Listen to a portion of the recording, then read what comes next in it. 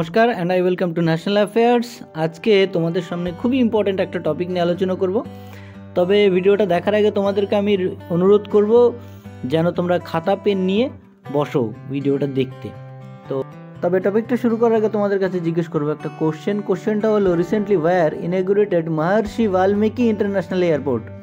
Comment সেকশনে তোমরা এর উত্তরটা করো, এর উত্তরটা আমি দিয়ে দেবো ভিডিওর শেষে। তো আমাদের আজকের যে টপিক সেটা হলো ভারতবর্ষে প্রথমবারের মতো মাল্টি স্পোর্টস বিচ গেম কিন্তু শুরু হলো।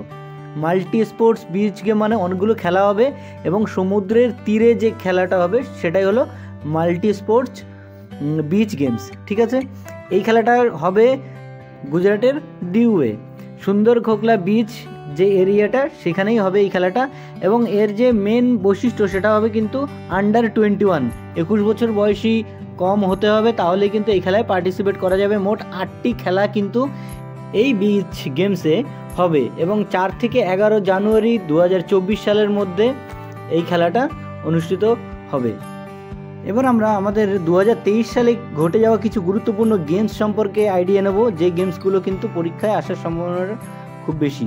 তো প্রথমে যে আমরা খেলাটা এখানে দেখতেই পাচ্ছি সেটা হলো খেলো ইন্ডিয়া ইউথ গেমসের হোস্ট হচ্ছে মধ্যপ্রদেশ, ম্যাসকট কিন্তু আশা, এবং প্রথম যে স্থান অধিকার করেছিল এই ইউথ গেমসে সেটাও কিন্তু মহারাষ্ট্র।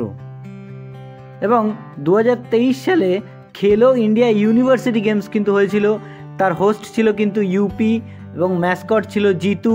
প্রথম যে স্থান অধিকার করেছিল সেটা কিন্তু পাঞ্জাব।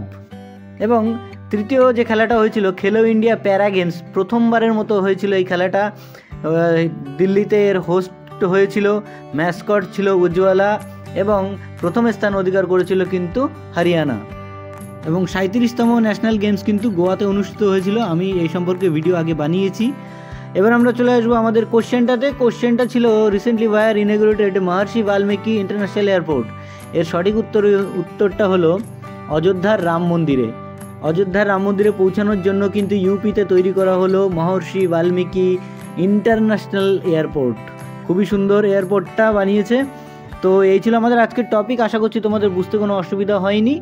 এভাবেই সাপোর্ট করো, আর সামনে কোনো একটা ইম্পর্টেন্ট টপিক নিয়ে এসে আমি আবার হাজির হব। সো ততক্ষণ পর্যন্ত বাই।